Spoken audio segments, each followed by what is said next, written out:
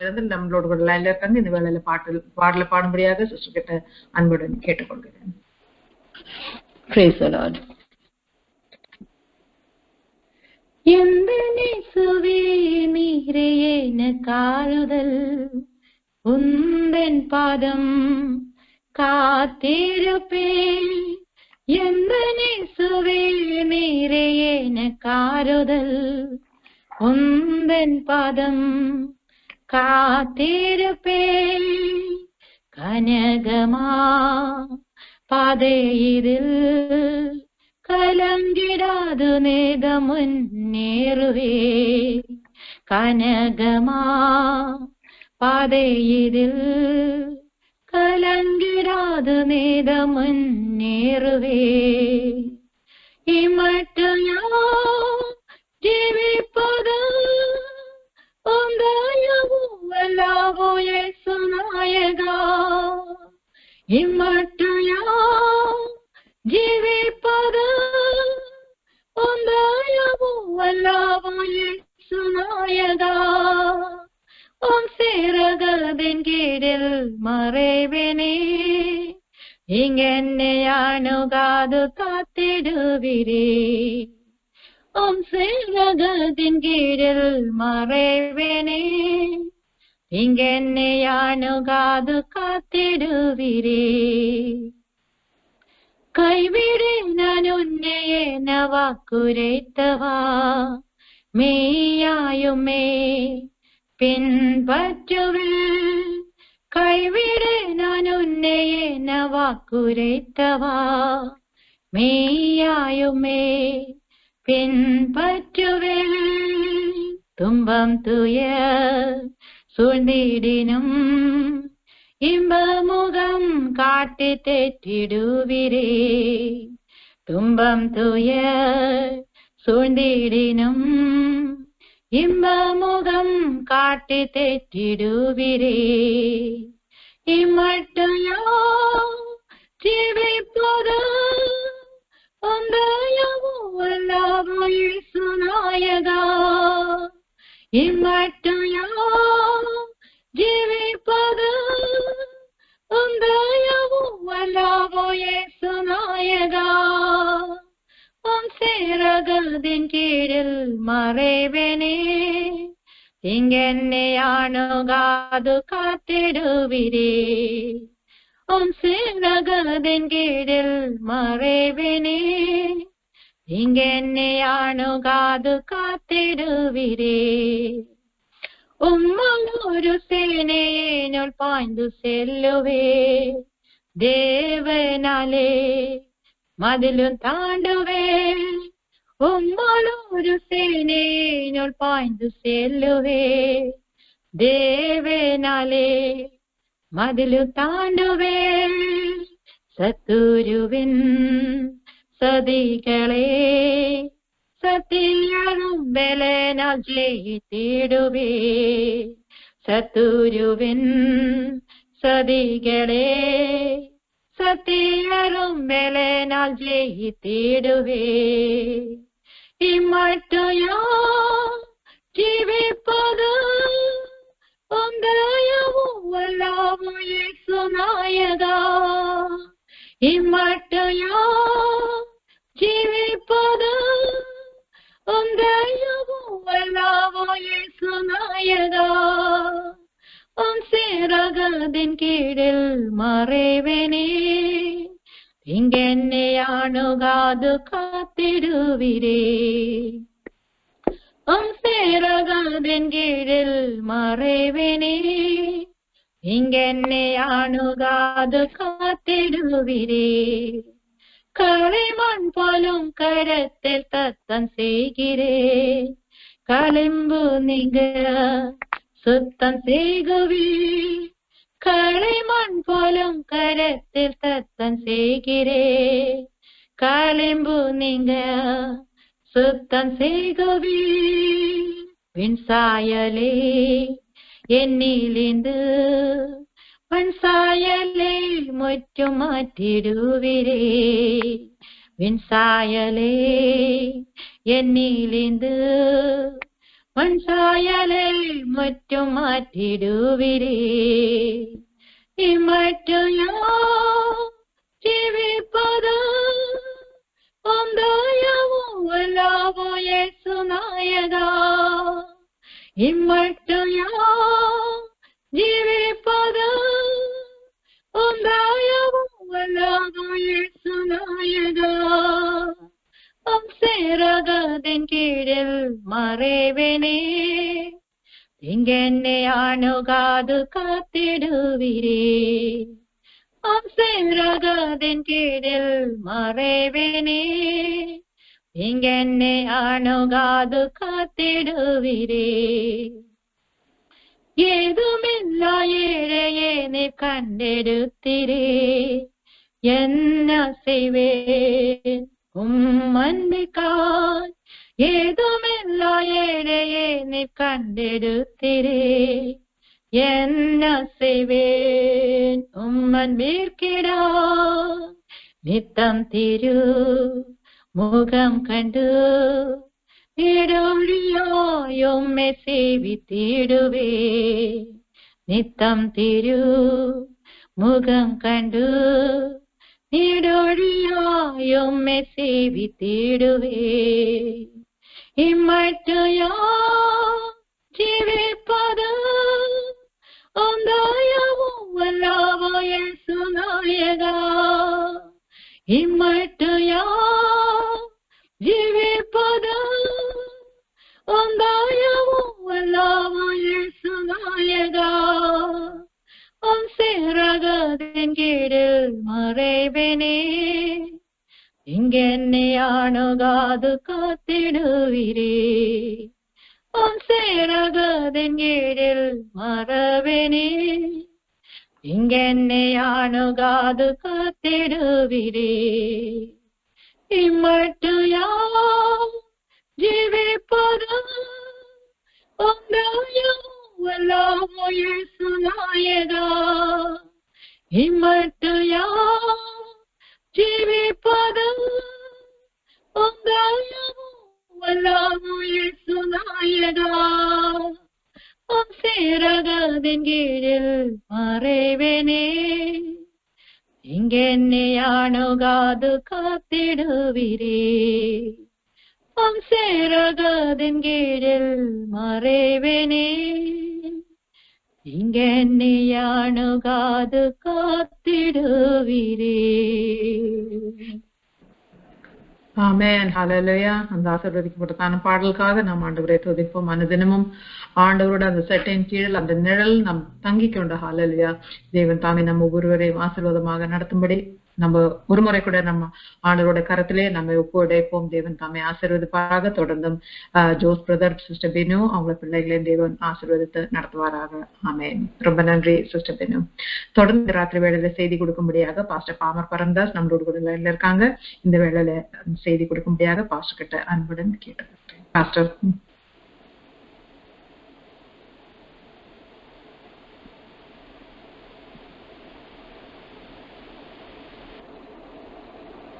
Praise the Lord, Pastor.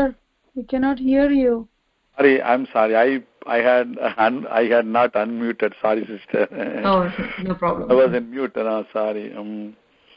கர்த்தர் உங்களை ஆசீர்வதிப்பாராக. இந்த நாளிலும் கர்த்தர் கொடுத்த அருமையான பாடலுக்காய் கர்த்தர் நடிச்சிருத்துவோம். இந்த டெலிகான்ஃபரன்ஸ் பிரேயர் மூலமாக மறுபடியுமாக உங்களை சந்திப்பதிலே மிகுந்த சந்தோஷம்.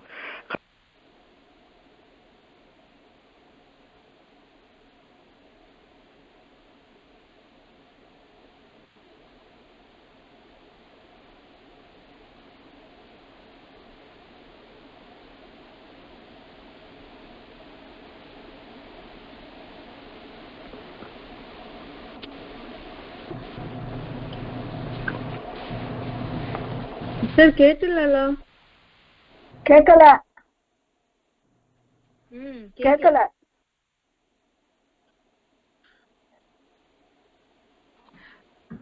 பாஸ்டரோட லைன் டிராப் ஆயிடுச்சுன்னு நினைக்கிறேன். பாஸ்டர் திரும்பி ஜாயின் பண்ணுவாங்க. அவங்க அட்லாண்டால இருந்து தான் பேசுறாங்க. அதனால வந்துட்டாங்க பாஸ்டர். ஓகே சிஸ்டர், ஏதோ பை மிஸ்டேக் நான் அன்மியூட் பண்ணும்போது ஏதோ பண்ணிருக்கேன். No problem pastor, no problem. Okay இந்த அருமையான மாலை வேளையில ஆண்டவருடைய பிள்ளைகளாகிய உங்கள் அனைவரோடும் கூட இந்த தேவனுடைய வார்த்தையை பகிர்ந்து கொள்ள அடியேனுக்கு கொடுத்த நல்ல சாக்கியத்திற்காக நான் கர்த்தருக்கு நன்றி செலுத்துகிறேன். பல பிஸி ஸ்கெடியூல்ஸ் இருந்தாலும் அருமையான சகோதரன் அவர்கள் சார்ஜன் அவர்கள் கேட்ட பொழுது நான் பார்த்து சொல்கிறேன் என்று சொன்னாலும் கர்த்தர் இந்த நாளிலும் இந்த வாய்ப்பை கொடுத்ததற்காக ஸ்தோத்திரம். நம்முடைய தியானத்திற்கென்று தானியேலின் புத்தகம் 1 அதிகாரம் 8வது வசனத்துக்கு நாம் திருப்பிக் கொள்வோம். Daniel chapter 1 verse 8. தானியேல் ராஜாவின் போஜனத்தினாலும் அவர் பானம் பண்ணும் திராட்சை ரசத்தினாலும் தன்னை தீட்டுப்படுத்தல் ஆகாது என்று தன் இருதயத்தில் தீர்மானம் பண்ணிக்கொண்டு தன்னை தீட்டுப்படுத்தாதபடி பிரதானிகளின் தலைவனிடத்தில் வேண்டிக் கொண்டான். அப்போ கர்த்தருடைய வார்த்தை சொல்கிறது, Daniel made a decision in his heart, a determination in his heart that he will not defile himself by the food or by the drink of the palace. அப்போ நம்முடைய வாழ்க்கையில் நாம் நம்மை பரிசுத்தமாக காத்து கொள்ள வேண்டும், நம்மை தீட்டுப்படுத்தல் ஆகாது என்றதான ஒரு தீர்மானத்தை நாம் முதலாவது பண்ணுகிறவர்களாய் காணப்பட வேண்டும். இந்த கடைசி நாட்களிலே நாம் இருக்கிறோம். என்ன காரியங்கள் என்ன நடக்குமோ தெரியாது. ஆனா நாம் என்ன செய்யணும்? நம்மை தீட்டுப்படுத்தல் ஆகாது என்று இருதயத்தில் தீர்மானம் பண்ணிக்கொள்ள வேண்டும். We have to make this decision in our heart. வாயினால பேசினா போதாது. வாயினால நிறைய காரியங்களை சொல்லுவார்கள் மனிதர்கள், ஆனால் எதையுமே நிறைவேற்ற மாட்டார்கள். ஆனால் இருதயபூர்வமாக இருதயத்தில் நாம் அதை குறித்து நாம் ஒரு தீர்மானம் எடுக்கும் பொழுது நாம் அதை செய்து கொள்கிறோம். அடுத்ததாக அவன் என்ன சொல்கிறான்? தன்னை தீட்டுப்படுத்தாதபடிக்கு பிரதானிகளிடம் தலைவரிடத்திலே வேண்டிக் கொண்டான். கர்த்தருக்கு ஸ்தோத்திரம். அதுதான் முக்கியம். அடுத்தது நம்ம கூட இருக்கிறவங்கள்ட்டையும் அந்த டிசிஷனை நம்ம என்னன்னு சொல்லணும். நான் ரட்சிக்கப்பட்ட நாட்களில என்னுடைய ரூம்மேட் ஒரு சகோதரன், முஸ்லிம் சகோதரன் இருந்தார். நான் சவுதி அரேபியாவில் ஒரு ஸ்தாபனத்துல வேலை செய்து கொண்டிருந்தேன். அந்த நாட்களில நான் சொல்கிறது 1985 வருடம். அந்த நாட்களில் அவர் என்னுடைய ரூம்மேட், நானும் அவரும் சேர்ந்து இருந்தோம். அப்பொழுது நான் உங்களுக்கு தெரியும், அந்த காலத்துல எல்லாம் அண்டர் கிரவுண்ட் சர்ச்சஸ் தான் இருந்தது. இப்பொழுது கொஞ்சம் சுதந்திரம் இருக்கு. அந்த காலத்துல எல்லாம் சர்ச்சஸ் எங்க இருக்குன்னு யாருக்கும் தெரியாது. அண்டர் கிரவுண்ட்ல வீடுகளுக்குள்ள தான் நாங்க சர்ச்சஸ், அண்டர் கிரவுண்ட் சொன்னா வெளியில தெரியாம நடத்துகிறது தான், வீடுகள்ல நடக்கும். அதுக்காக பங்கர்ல இல்லையோ அல்லது பேஸ்மெண்ட்ல அப்படி இல்ல, வீடுகள்ல அபார்ட்மெண்ட்ஸ்ல வெளியில தெரியாம எங்க ஒரு கூட்டம் நடக்குதுன்னு தெரியாம அங்க ஆராதனை நடக்கும். அந்த இடத்துல ஆண்டவர் என்னை ரட்சித்தார் 1985வது வருஷத்துல. அப்ப ரட்சிக்கப்பட்ட உடனடியாக நான் மனதுல தீர்மானம் பண்ணினேன், இனிமே இந்த சினிமா பாட்டெல்லாம் கேட்க கூடாது, உலக பிரகாரமான காட்சிகளை பார்க்க கூடாது அப்படின்னு சொல்லி ஒரு தீர்மானம் பண்ணினேன். அதற்கு முன்பு பாத்தீங்கன்னா அந்த இங்கிலீஷ் அரப் நியூஸ் ஒரு நியூஸ் பேப்பர் வரும். அந்த நியூஸ் பேப்பர்ல ஒரு லைன் விடாம நான் படிப்பேன். அதோட இங்கிலீஷ் நியூஸ், அது மாதிரி இங்கிலீஷ் சேனல்ல வரக்கூடியதான பல காரியங்களை பார்ப்போம். ஆனா உள்ளத்துல ஒரு தீர்மானம் பண்ணினேன். அதோடு மாத்திரமல்ல, என்னுடைய ரூம்மேட் கிட்ட சொன்னேன், அவர் பேரு ஷேக், நான் இனிமே இந்த சினிமா படம்லாம் பார்க்க மாட்டேன், கேட்க மாட்டேன். நீங்க கேட்கறதா இருந்தா ஹெட்போன் போட்டுட்டு கேளுங்க, அது எனக்கு கேட்க கூடாது, சரியா? நானும் என்ன பண்ணுவேன், கிறிஸ்டியன் சாங்ஸ் தான் கேட்பேன். ஆனா அந்த கிறிஸ்டியன் சாங்ஸ் கூட நானு ஹெட்போன் போட்டுட்டு தான் நான் கேட்பேன். காரணம், உங்களுடைய பிரைவசிய, உங்களுடைய சுதந்திரத்தை நான் தடை செய்ய முடியாது. நீங்க உங்களுக்கு எதிரான கேளுங்க, ஆனா எனக்கு கேட்கிற மாதிரி கேட்க கூடாது அப்படின்னு சில தீர்மானங்களை பண்ணணும். என்னுடைய மேலதிகாரி நல்ல ஃப்ரெண்ட்லியா பேசுவாரு, பழகுவாரு. அவரு சிகரெட்டு பிடிப்பாரு, புகைப்பிடிக்கிற வழக்கம். அவரு என்கிட்ட என்ன சொன்னாரு, அது வரைக்கும் மேட்ச் பாக்ஸ் எடுத்து கேட்பாரு. நான் புகைப்பிடிக்கிறது இல்லை, ஆனா அவரு புகைப்பிடிக்கிறவங்க பக்கத்துல இந்த மேட்ச் பாக்ஸ் கொஞ்சம் எடுத்து கொடுங்க அப்படின்னு சொல்லுவாரு. ஆனா ரட்சிக்கப்பட்ட பிறகு நான் சொன்னேன், அவருக்கு ஒரு வாட்டி சொன்னாரு, என்கிட்ட மேட்ச் பாக்ஸ் எடுத்து தாங்க அப்படின்னு கேட்டாங்க. சார், நான் எடுக்க மாட்டேன், நீங்க எடுத்துக்கோங்க அப்படின்னு ஓப்பனா சொல்லிட்டேன். கர்த்தருடைய பிள்ளைகளே, இப்படி ஒரு மனுஷன் தன்னை தீட்டுப்படுத்தல் ஆகாது என்று மனதில் தீர்மானித்தால் மாத்திரம் போதாது, அதை நம்முடைய நண்பர்களோடு கூட பகிர்ந்து கொள்ளும் பொழுதுதான் அந்த பரிசுத்தம் நமக்கு இன்னும் அதை காத்து கொள்வதற்கு அது நமக்கு பேருதவியாக இருக்கும்.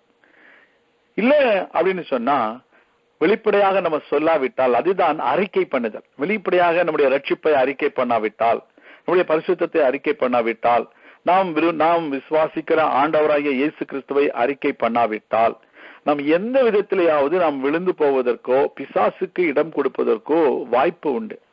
அதுதான் இந்த நாட்களிலே ஆண்டவர் சொல்கிறார். இந்த வார்த்தையின் மூலமாக நம்ம இருதயத்தில் தீர்மானம் பண்ணுகிறோம், தீட்டுப்படுத்தாதபடிக்கு அந்த பிரதானிகளின் தலைவனிடத்திலே வேண்டிக் கொள்கிற பொழுது அந்த தலைவனும் என்ன செய்கிறான், இவனுக்கு ஒத்துழைக்கிறான். கர்த்தருடைய பிள்ளைகள் அந்த இரண்டாவது தீர்மானத்தை நம்முடைய நண்பர்களிடம், நம்முடைய அயலகத்தாரிடம், சுற்றுப்பற்றுள்ள எல்லாருக்கும் சொல்லும் பொழுது அவர்கள் நமக்கு ஒத்துழைக்க என்ன செய்வாங்க, கர்த்தர் அவர்களோடு கூட பேசுவார், கர்த்தர் அவர்களை நமக்கு மாற்றுவார். சில வேளையில என்ன நினைப்பாங்க, நம்ம எல்லாம் ஆபீஸ்ல வேலை செய்கிறோம், எல்லாரும் அந்த ஆபீஸ்ல 1 இயர் அந்த கிறிஸ்துமஸ் பார்ட்டி வருமே, அன்னைக்கு போய் எல்லாரும் கொஞ்சம் கொஞ்சம் பெக்கு குடிப்பாங்க. அந்த அப்போ நம்ம குடிக்காம இருந்தா எல்லாரும் என்ன பத்தி என்ன நினைப்பாங்க அப்படின்னு நினைக்கிற அநேக கிறிஸ்தவர்களும் இருக்காங்க. அவங்க என்ன நினைக்கிறாங்கன்னு நம்ம கவலைப்படக்கூடாது, நம்ம ஆண்டவர் என்ன நினைக்கிறாருன்னு பார்க்கணும். நம்ம சில மக்கள் அப்படிதான் நினைக்கிறாங்க, கொஞ்சோண்டு நான் குடிக்கிறேன், ஒரு வருஷத்துல ஒரு தடவை தானே குடிக்கிறேன், அது நான் ஆண்டவருக்கு என் நிலைமை தெரியும், ஆண்டவர் இதையெல்லாம் மன்னிச்சிருவார் அப்படின்னு என்ன செய்யலாம், பல எக்ஸ்கியூசஸ், பல லேம் எக்ஸ்கியூசஸ் அப்படியெல்லாம் சொல்லி மனிதர்கள் என்ன செய்யறாங்க, வாழ்கிறதற்கு முயற்சி பண்றாங்க. ஆனா ஆண்டவருக்கு அது விருப்பமில்லாத காரியம். இது தானியேலுடைய வாழ்க்கையில அவன் எல்லாவற்றிலும் அவன் உயர்ந்து போகிறான். அவன் இருக்கிற அவன் ஒரு அடிமையாக வந்தான், அடிமையாகவே இருந்து விடவில்லை. அவனுடைய வாழ்க்கையில உயர்வு உயர்வு உயர்வு உயர்ந்து கொண்டே போகிறான். 6வது அதிகாரத்துல படிச்சீங்கன்னா அந்த தேசம் எங்கும் அவனை அதிகாரியாக பிரதானியாக அவன் ஒருவனையே முதல்ல இல்ல, அத 3 பேர்ல ஒருவனா இருக்கிற பொழுதே ராஜா அந்த தானியேலை எல்லாருக்கும் மேலான ஒரு பிரதானியாக மாற்றுவதற்கு ஆண்டவர் அவனை உயர்த்துகிறார். அந்த அளவுக்கு உயர்த்த காரணம் என்ன, ஆண்டவரிடத்துல அவன் வைத்திருந்ததான அந்த வைராக்கியம். அந்த பாருங்க 6வது அதிகாரத்துல சொல்லும் பொழுது 3வது வசனம் சொல்லுங்க, இப்படி இருக்கையில் தானியேல் பிரதானிகளுக்கும் தேசாதிபதிகளுக்கும் மேற்பட்டவனாயிருந்தான் என்று பார்க்கிறோம். மேல பாத்தீங்கன்னா அந்த 3 அதிபதி ராஜாவுக்கு நஷ்டம் வராதபடிக்கு அந்த தேசாதிபதிகள் கணக்கு ஒப்புவிப்பதற்காக அவர்களுக்கு மேலாக 3 பிரதானிகளை ஏற்படுத்துகிறதை தரிவுக்கு நலம் என்று கண்டது. அந்த 3 பேர்ல இருந்த முதல்ல அவனை இப்ப 3 பேர்லயும் அவனை டாப்பர் ஆக்கிறான். காரணம் என்ன, ஆண்டவருக்காக அவன் நின்ற காரியம். இன்றைக்கு ஒவ்வொரு மனுஷனுடைய வாழ்க்கையிலும் உயர்வு அப்படித்தான் வருது. நீங்க யோசேப்புடைய வாழ்க்கையில பாத்தீங்கன்னா அந்த யோசேப்பும் தன்னை தீட்டுப்படுத்தாதபடிக்கு அவன் காத்து கொள்ளுகிறான். அவன் ஒரு வாலிப வயது, அவனுக்கு திருமணம் ஆகியிருக்கவில்லை, அவன் எல்லாராலும் அவன் துரத்தப்பட்டவன், எல்லாராலும் கைவிடப்பட்டவன். இப்பொழுது அவன் தஞ்சம் புகுந்த அந்த வீட்லையும் அவன் நல்லவன மாதிரி நடிக்காம அவன் உண்மையாகவே நல்லவனாக இருந்தான், உண்மையாகவே நல்லவனாக வாழ்ந்தான். அவன் தன்னை தீட்டுப்படுத்தாதபடிக்கு அவன் என்ன செய்கிறான், அந்த போத்திபாருடைய மனைவியுடைய நயவஞ்சகமான காரியங்களுக்கு அவன் விலகி தப்பி ஓடுகிறான். அவனுடைய வஸ்திரத்தையும் விட்டு கொண்டு ஓடுகிறான். நம்ம எல்லாம் அப்படி ஓடுவோமா அப்படின்னு பாத்தீங்கன்னா நம்ம ஐயோ என் வஸ்திரத்தை தான் எடுக்க போனேன் அப்படி சொல்லுவோம் இல்லையா? இல்லாட்டி வெளியில போனா எல்லாரும் நான் வஸ்திரம் எல்லாம் எப்படி போறது, வஸ்திரம் இல்லாம போனாவே நம்மளை பத்தி மோசமா சொல்லுவாங்களே அப்படின்னு நினைக்கல. அவன் எல்லாவற்றையும் விட்டு கொண்டு அவன் ஓடி போகிறான். கர்த்தருடைய பிள்ளைகளே, அந்த அளவிற்கு அவன் தன்னுடைய வாழ்க்கையில் தன்னுடைய பரிசுத்தத்தை அவன் காத்து கொள்கிற ஒரு மனிதனாய் காணப்பட்டான். நம்முடைய ஆண்டவராய் இயேசு கிறிஸ்துடைய வாழ்க்கையிலும் கூட கர்த்தருடைய பிள்ளைகளை அவர் மிகவும் அவன் ஒரு பரிசுத்த தேவனாக காணப்பட்டார். அவருடைய வாழ்க்கையில எந்த குற்றத்தையும் யாரும் கண்டுபிடிக்க முடியவில்லை என்று வேதம் சொல்கிறது. அவர் எந்த குற்றமும் செய்யவில்லை, எந்த குற்றத்தையும் யாரும் கண்டுபிடிக்கவும் முடியவில்லை. தானியேலுடைய வாழ்க்கையிலும் அப்படித்தான் நடந்தது. இந்த 6வது அதிகாரத்துல வாசிக்கும் பொழுது அங்க இருக்கிற எல்லாரும் யாரு, அங்க இருக்கிறதான பிரதானிகள், தேசாதிபதிகள், பிரபுக்கள், மந்திரிமார்கள், தலைவர்கள் எல்லாரும் என்ன செய்யறாங்க, இவனுக்கு விரோதமாக எதையாவது ஒரு குற்றத்தை கண்டுபிடிக்க முகாந்தரத்தை தேடுகிறார்கள். Daniel chapter 6 verse 7. அப்படி இருந்த பிறகும் அங்கே அவரிடத்துல குற்றம் கண்டுபிடிக்க முடியவில்லை. கர்த்தருடைய பிள்ளைகளே, கொஞ்சம் யோசித்து பாருங்க. நம்முடைய ஆண்டவராய் இயேசு கிறிஸ்துவிடத்துல எந்த குற்றத்தையும் நான் காணவில்லை என்று பிலாத்து அங்கே கை கழுவுகிறதை பார்க்கிறோம். அந்த பிலாத்துடைய மனைவி வந்து சொல்கிறார், நான் ஒரு சொப்பனம் கண்டேன். அந்த சொப்பனத்துல இந்த தேவகுமாரனாய இயேசு கிறிஸ்துவுக்கு அவர் எந்த குற்றமுமே செய்யல அப்படின்னு அவள் சொப்பனம் காணுகிற. பாருங்க கர்த்தருடைய பிள்ளைகளே, இன்னைக்கு நம்முடைய வாழ்க்கையில இந்த யோசேப்பை போல நம்ம பரிசுத்தத்தை காக்கிறவர்களாய் காணப்படுகிறோமா? இந்த தானியேலும் யோசேப்பும் ஒரே மாதிரி ஒரு குணத்துல இருக்கிறாங்க. இன்னொரு குணத்துல பாத்தீங்கன்னா தானியேலும் இயேசு கிறிஸ்துவும் ஒரே மாதிரி இருக்கிறார்கள். கர்த்தருடைய பிள்ளைகள், நம்முடைய வாழ்க்கையில் இதேதான் நம்முடைய பரிசுத்தமான ஒரு ஜீவியம் தான் நம்முடைய அழைப்பு என்பதை மறந்துவிடக் கூடாது.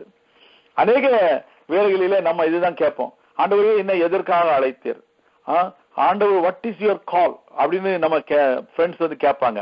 To you know what is your calling அப்படின்னு கேட்பாங்க. அப்போ நான் ரட்சிக்கப்பட்ட புதுசுல எனக்கு இதெல்லாம் ஒண்ணும் தெரியாது. என்கிட்ட வந்து கேட்டாங்க, உன்னுடைய அழைப்பு என்ன அப்படின்னு கேட்டாங்க. நான் என்ன அப்படின்னு ஜோம் பண்ண ஆரம்பிச்சேன். நானும் ஜோம் பண்ண உட்கார்ந்து ஜோம் பண்ண, ஆண்டவரே என்கிட்ட கேட்கிறாங்களே எனக்கு என்ன அழைப்புன்னு எனக்கு தெரியலையே, எனக்கு ஏன் அழைப்பு என்ன அப்படின்னு தெரியலையே அப்படின்னு நான் ஆண்டவருடைய சமூகத்துல போய் உட்கார்ந்து கேட்டேன். கர்த்தருடைய பிள்ளைகளே, நம்முடைய பரிசுத்த அழைப்பு தான் உன்னத அழைப்பு. இந்த உலகத்துல கர்த்தர் நாம் பரிசுத்தவான்களாகவும் இருக்கும்படிக்கு தான் நம்ம அழைத்திருக்கிறார். அதோடு மாத்திரமல்ல, நீங்க உடனே கேட்பீங்க, பாஸ்டர் உங்களை பத்தி ஆண்டவர் என்ன அழைப்பு சொன்னார் அப்படின்னு கேட்டீங்கன்னா, ஆண்டவர் எனக்கு சொன்னாரு, நல்ல போராட்டத்தை போராடு, நீ அதற்கென்றே அழைக்கப்பட்டாய் என்று சொல்கிறதை பாருங்க. வாசிக்கிறேன். 2 தீமோத்தேயு 4ஆம் அதிகாரம் 2 தீமோத்தேயு 4ஆம் அதிகாரம் 2 Timothy chapter 4 verse 7. ஆமென். நல்ல போராட்டத்தை போராடினேன், ஓட்டத்தை முடித்தேன், விசுவாசத்தை காத்து கொண்டேன்.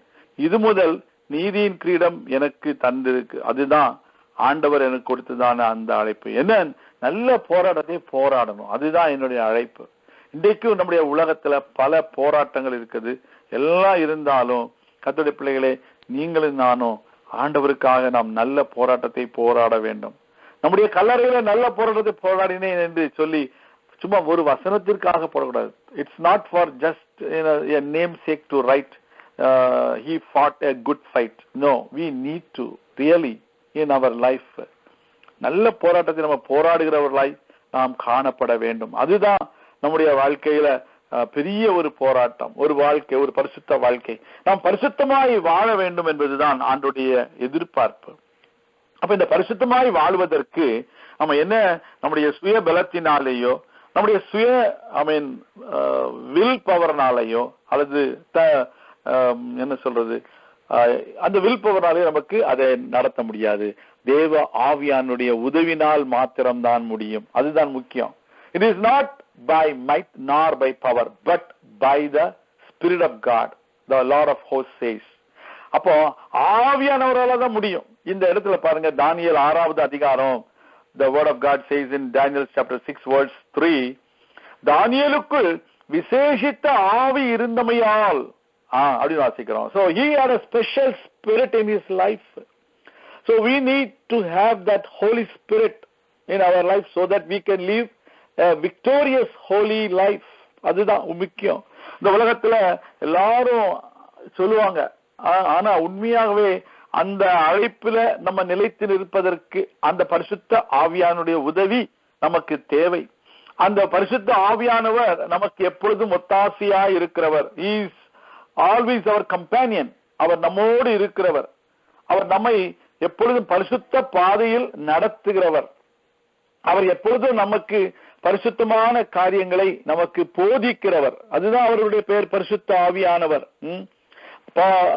யோபு சொல்லும் பொழுது, யோபு 31ஆம் அதிகாரம் 1வது வசனம், Job chapter 31 verse 1 says, என் கண்களோடே உடன்படிக்கை பண்ணின நான் ஒரு கன்னிகையின் மேல் நினைவாய் இருப்பது எப்படி என்று சொல்லி அவன் சொல்கிறதை பார்க்கிறோம். He has made a covenant with his eyes. அப்போ ஒரு கண்களோடு உடன்படிக்கை பண்ணுகிறார். அப்போ ஒவ்வொரு அவயவங்களோடு நான் உடன்படிக்கை பண்ணும் பொழுது என்னுடைய கையினால் நான் இவ்விதமான பரிசுத்தம் இல்லாத காரியங்களை செய்ய மாட்டேன், பரிசுத்தம் இல்லாத காரியங்களை எழுத மாட்டேன், பரிசுத்தம் இல்லாத காரியங்களுக்கு நான் என்னுடைய கை உடன்படாது என்றதான ஒரு உடன்படிக்கையை நாம கொள்ள வேண்டும். கண்கள் மேல அவன் எப்படி பார்த்திருக்கான் பாருங்க. நம்ம ஊர்ல எல்லாம் விடுமுறைக்கு போயிருக்கும் போது பாப்பீங்க, ரோட்ல எங்க பார்த்தாலும் சுவரட்டி வால் போஸ்ட், அந்த வால் போஸ்ட்ல எல்லாம் நீங்க நமக்கு பார்க்க முடியாத அளவுக்கு பல படங்களை இருக்கும். அப்பெல்லாம் நினைச்சக்கூடாது, அந்த கண் பட்டா கூட கண்ணுல அந்த பார்வை இருக்கக்கூடாது, அதன் மேல் நம்முடைய பார்வை இருக்கக்கூடாது, நம்முடைய பார்வை உடனடியாக திருப்பிக் கொள்ள வேண்டும். அதோடு மாத்திரமல்ல, அமெரிக்காவில் இருக்கட்டும், பல இப்போ இன்டர்நெட்ல போகும் பொழுது முந்தியெல்லாம் வால் போஸ்டுக்கு தான் பார்த்தா தான் மோசமான படத்தை பார்க்க முடியும். இப்போ இன்டர்நெட்டை திறந்தாவே பல படங்கள் நம்மளை அறியாமலே அங்க வருது. அப்ப கூட என்ன செய்யணும், உடனடியாக அதை ஆஃப் பண்ணணும். ஏன்னா நான் சொல்ல இயேசு நாமத்துல போ பிசாசு அப்படின்னு மனசுக்குள்ள சொல்வேன். நான் சொல்லிட்டு நான் என்ன சொல்ல வரேன், நம்முடைய கண்கள் மேல் நம்ம உடன்படிக்கை, கைகளின் மேல் உடன்படிக்கை, நம்முடைய நாவின் மேல் உடன்படிக்கை, நம்முடைய இருதயத்தோடு உடன்படிக்கை, எல்லாவற்றின் மேலும் நாம் உடன்படிக்கை செய்கிறவர்களாய் காணப்பட வேண்டும். அதோடு மாத்திரமல்ல, நம்முடைய இயேசு கிறிஸ்துவை நாம் நமக்கு முன்மாதிரியாக வைத்து நம்முடைய வாழ்க்கையை நாம் நடத்துகிறவர்களாய் காணப்பட வேண்டும். இந்த இயேசு கிறிஸ்து என்ன செய்தார் பாருங்க, ஒரு விபச்சார ஸ்திரியை அவர் சந்திக்கிறார். இங்க அந்த யாக்கோபின் கிணற்றண்டையில அவர் தனியாகத்தான் இருந்தார், அந்த ஸ்திரியும் தனியாகத்தான் இருந்தாங்க. அந்த வேளையில பாருங்க, அந்த விபச்சார ஸ்திரின்னு அவருக்கு நல்லாவே தெரியும். ஆனா கூட அந்த விபச்சார ஸ்திரீ கிட்ட போய் அவர் என்ன செய்தாரு, அவர் ஆண்டவருடைய வார்த்தையை தான், ரட்சிப்பின் சுவிசேஷத்தை தான் அறிவிக்கிறாரு. தான் தான் அந்த மேசியா என்று அறிவிக்கிறார். நம்முடைய வாழ்க்கையிலும் அந்த ஆண்டவராய் இயேசு கிறிஸ்துவை போல அந்த ஒரு ஸ்திரீயோடு கூட அந்த தனிமையான ஒரு சூழ்நிலை வந்திருக்குமே ஆனால், நம்ம பாருங்க, நம்ம ஆபீஸுக்கு போகும்பொழுது லிப்ட்ல ஏறுகிறோம். லிப்ட்ல ஏறும்போது நம்ம என்ன செய்கிறோம், நம்ம லிப்ட்ல யாரெல்லாமோ ஏறுவாங்க. சில சமயங்கள் நம்ம மாத்திரம் தான் ஏறிப்போம். அடுத்த ஃப்ளோர்ல வரும்போது யாராவது உள்ள நுழைவாங்க. அப்ப கூட நம்ம என்ன செய்கிறோம், பேசாம யாரு எங்கேயோ பார்த்துட்டு அல்லது போனை பார்த்துட்டு எப்படியாவது நம்ம அட்டென்ஷனை நம்ம டைவர்ட் பண்ணிட்டு பேசாம யாரோ வந்தாங்களோ, யாரு போனாங்களோ, என்ன ட்ரெஸ் போட்டாங்களோ, எப்படி வந்தாங்களோ, கருப்பா வெள்ளையா ஒண்ணுமே நமக்கு தெரியாது. அப்படிப்பட்டதான ஒரு எண்ணம் நம்முடைய செயல் நம்முடைய வாழ்க்கையில இருக்கும் பொழுதுதான் இந்த தானியேலை போல என்ன செய்ய முடியும், அந்த பரிசுத்தமான ஒரு வாழ்க்கையை நாம் வாழ்ந்து முடிக்க முடியும். இந்த உலகத்துல அதைத்தான் ஆண்டவர் நம்மிடத்துல எதிர்பார்க்கிறார். நம்முடைய வாழ்க்கையில ஆண்டவர் நம்முடைய பாவங்களை நாம் அறிக்கையிட்டால் அவர் நமக்கு மன்னித்து அவர் நம்மை சுத்தி இருப்பதற்கு ஒரு உண்மை உள்ளவர் தான், அவர் நீதி உள்ளவர் தான். ஆனா சில வேளைகளில அந்த பாவத்தை அறிக்கைவதற்கே என்ன இருக்காது, நமக்கு வாய்ப்பு கிடைக்காம கூட போயிடலாம். ஏன், அப்படித்தான் இருக்குது உலகம். நம்ம காலையில எழும்பினாதான் கர்த்தருக்கு ஸ்தோத்திரம். சில வேளை நீத்திரைக்கு போய் காலையில எழும்பாமலேயே அநேக மக்களுடைய வாழ்க்கை முடிந்து போய் விடுகிறது. அவங்க எல்லாம் நினைச்சிருப்பாங்களா, அப்ப அவங்களுக்கெல்லாம் ஒரு வாய்ப்பு கிடைக்குமா, இந்த நான் காலையில எழும்பி நான் பாவத்தை மன்னிக்கிறோம், என்ன ஆண்டவரே என்ன மன்னிங்கன்னு போய் கேட்க போறேன் அப்படின்னு சொல்ல முடியுமா? இல்லை. ஒவ்வொரு செகண்டும் நம்முடைய பாவத்தை நம்ம என்ன செய்யணும், அறிக்கை பண்ணுகிறவர்களாக, அந்த பாவத்தை விடுகிறவர்களாக நாம் காணப்பட வேண்டும். அதான் தேவனுடைய வார்த்தை சொல்றது, தன்னுடைய பாவத்தை மறைக்கிறவன் வாழ்வடைய மாட்டான், அதை அறிக்கை செய்து விட்டு விடுகிறவனோ இரக்கம் பெறுவான் என்று சொல்லி. அதுதான் ஆண்டுடைய பிள்ளைகளுக்கு ஆண்டவர் கொடுக்கிறதான இரக்கம். அதை நாம் அநேக வழிகளிலே அறியாமல் இருக்கிறோம். இந்த நாளிலும் இந்த தானியேலை போல நாமும் கர்த்தருடைய பிள்ளைகளாக பரிசுத்தவான்களாக வாழ்வதற்கு கர்த்தர் நமக்கு உதவி செய்வாராக. நம்மை நாமே முதலாவது தீர்மானம் செய்து கொள்ள இருதயத்துல, இரண்டாவது நம்முடைய தீர்மானத்தை பிறரோடு அறிவிக்க வேண்டும், மூன்றாவது நாம் தேவனுடைய வார்த்தையில் சொல்லப்பட்ட முன் உதாரணங்களை, எடுத்துக்காட்டுகளை நாம் பின்பற்றுகிறவர்களாய் காணப்பட வேண்டும். நாலாவது என்ன, நம்முடைய அவயவங்களோடு நாம் உடன்படிக்கை பண்ணுகிறவர்களாக இருக்க வேண்டும். அதை தான் ஆண்டவர் இந்த நாளில நம்மிடத்துல எதிர்பார்க்கிறார். கடைசியாக ஒரே ஒரு வசனத்தை நான் வாசிக்கிறேன். Revelations chapter 21 verse 27. தீட்டுள்ளதும் அருவருப்பையும் பொய்யையும் நடப்பிக்கிறதுமாகிய ஒன்றும் அதில் பிரவேசிப்பதில்லை. ஆட்டுக்குட்டியானவரின் ஜீவ புஸ்தகத்தில் எழுதப்பட்டவர்கள் மாத்திரம் அதில் பிரவேசிப்பார்கள் என்று சொல்லி, அந்த பரிசுத்த அந்த நகரம் நமக்காக ஆயத்தப்படுத்தப்படுகிறது. அந்த பரிசுத்த ஹோலி சிட்டி அல்லது அந்த பரிசுத்த புதிய எருசலேம் நமக்காக ஆயத்தமாகிக் கொண்டிருக்கிறது. அதற்குள்ளே நாம் பிரவேசிக்க வேண்டுமானால் அதுல சில குறிப்பான முக்கியமான சில வரையறைகள் இருக்கிறது, எலிஜிபிலிட்டிஸ் இருக்குது, தகுதிகள் இருக்கின்றது. அந்த தகுதிகளின் அடிப்படையில் நாம் என்ன செய்ய முடியும்? பிரவேசிக்க முடியும். தீட்டுள்ளதும் அருவருப்பையும் பொய்யையும் நடப்பிக்கிறதுமாகிய ஒன்றும் அதில் பிரவேசிப்பது இல்லை. ஆட்டுக்குட்டியானவரின் ஜீவ புஸ்தகத்தில் எழுதப்பட்டவர்கள் மாத்திரம் அதில் பிரவேசிப்பார்கள். நாம் ஜெபிக்கலாம். எங்கள் அன்பின் பரலோக பிதாவே, நாங்களும் தானியேலை போல நாங்கள் பரிசுத்தமாய் வாழும்படிக்கும் எங்களை நாங்கள் தீட்டுப்படுத்தாதபடிக்கும் நீர்தாமே எங்களுக்கு உதவி செய்ய வேண்டும் என்று ஜெபிக்கிறோம். சில வேளைகளிலே நாங்கள் எங்களை அறியாமலே தவறுகிற நேரங்கள் உண்டு. எங்களை தயவாய் மன்னித்தரணும். நாங்கள் ஆட்டுக்குட்டியானுடைய ஜீவ புஸ்தகத்தில் பெயர் எழுதப்பட்டவர்களாக அந்த பரிசுத்த நகரத்திற்குள்ளே பிரவேசிக்க எங்களை பரிசுத்தவான்களாக நடத்தும், வழி நடத்தும், பாதுகாத்து கொள்ளும். பெரிய காரியங்களை செய்து உம்முடைய நாமத்தை மகிமைப்படுத்தும். இயேசு கிறிஸ்துவின் நாமத்தில் ஜெபிக்கிறோம் எங்கள் நல்ல பிதாவே, ஆமென். ஆசீர்வாதம் சொல்லுங்க pastor. May the grace of our Lord Jesus Christ, the love of the Father, and the communion of the Holy Spirit shall abide with every one of us forevermore. Amen. Amen. Amen. Thank you. Amen. Amen. Sister Beji. Amen. Praise the Lord. Thank the good Lord for blessing us in the Tamil prayer line. God gave us the opportunity to pray for different needs. Thank you, Sister Susan, for leading the prayer line. And Pastor Paramdas all the way from Atlanta for giving us the message. Every day he sends a beautiful, encouraging word through the YouTube. Thank you, Pastor. And especially today, again reminding us to live a holy life and a life with godly vision and prepare ourselves because our King is coming and our our name is written in the Lamb's book of life. So nothing evil will be allowed to enter. So anyone who practices shameful idolatry and dishonestly, but only those whose names are written in the book of life will be able to enter. Revelation 21:27. Hallelujah. As it says in 2 Timothy chapter 4 verse 7, Lord, help us to fight the good fight and help us to finish the race. And as I have remained faithful, I have to fight the good fight. I have finished the race. I have remained faithful. May good Lord help us all to be faithful and live a life that is pleasing to the Lord. As Daniel chapter 1 verse 8 it says, Daniel was determined not to defile himself by eating the food and wine given to them by the king. He asked the chief of staff for permission not to eat these unacceptable foods. So let us all, our children and us, make the same decision that we will not do anything that is not pleasing to the Lord. And we will not see anything, we will not eat anything, we will not hear anything that is not pleasing to the Lord. And may the good Lord continue to bless us and live according to this holy scriptures. Our God is a holy God, and He helps us all to be holy and faithful and righteous in the sight of God. Thank you.